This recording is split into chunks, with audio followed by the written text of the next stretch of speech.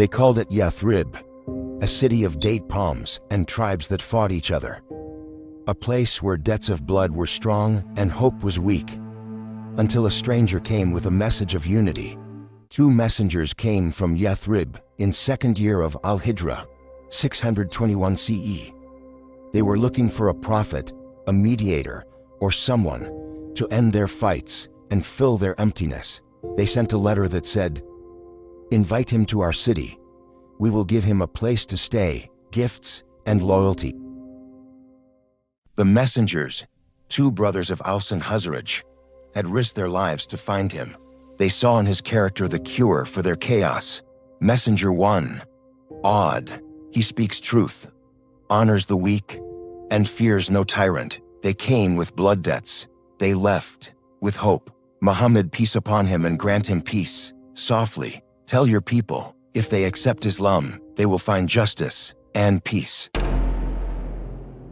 That summer, at Aqaba, 12 men came, pledging allegiance, to worship no God but Allah, to shun theft and adultery, to obey and uphold justice.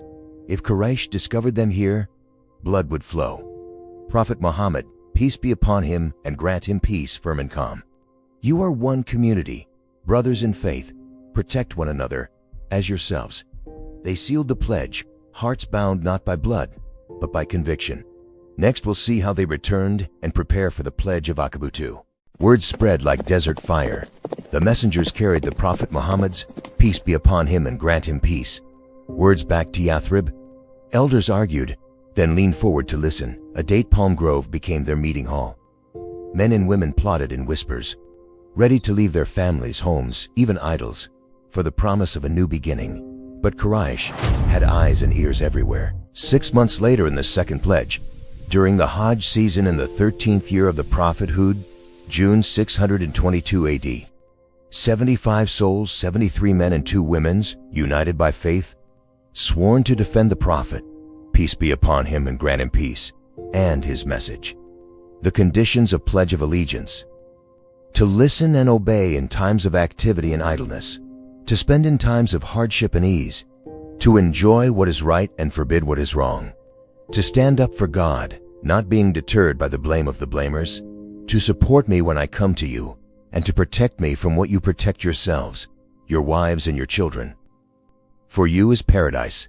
Muhammad, peace be upon him and grant him peace, steady, calm, said. When these leaders were elected, the Prophet, may God bless him and grant him peace, took another covenant from them in their capacity as responsible leaders. He said to them, "You are responsible for your people, including them, just as the disciples were responsible for Jesus, son of Mary. I am responsible for my people," meaning the Muslims. They said, "Yes." New age started of hope and alliance, as they swore. A spider's web unbroken, a dove nesting in peace above, a miracle only true believers comprehend. In 622 CE, the Hijrah began. Small groups vanished into the dawn. Muhammad, peace be upon him and grant him peace, left Mecca under cover of night. With Abu Bakr by his side, they reached the cave of Thor, pursued, yet protected by providence. Inside cave, echo of Abu Bakr's voice. Abu Bakr, anxious whispering, "They have placed bounties on our heads. Muhammad, peace be upon him and grant him peace, gentle steady, said, do not fear, Allah is with us." At the mouth of the cave, a spider's web shimmered unbroken, a dove nested in peace above. The enemies searched at the entrance, but saw no one. The Quraysh placed a bounty on the messenger of God, peace be upon him, and grant him peace. Hunters rode out for golden glory. Among them was Suraka ibn Malik.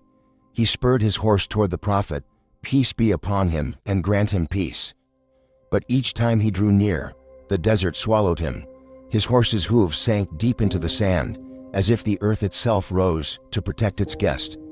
Then the Prophet, peace be upon him, and grant him peace, called him forward, offering safety, on the condition that he abandon the chase and mislead the Quraysh.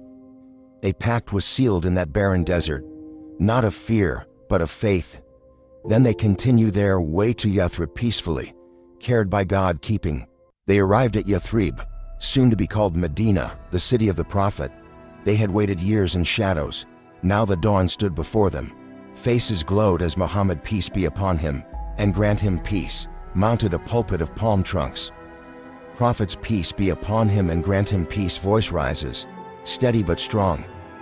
Muhammad, peace be upon him and grant him peace. O people, this is a mercy from your Lord. In that moment, a fractured city became a sanctuary.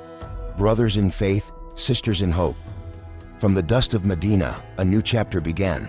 The Prophet, peace be upon him and grant him peace, built his mosque, a sanctuary of worship and the nucleus of a rising state.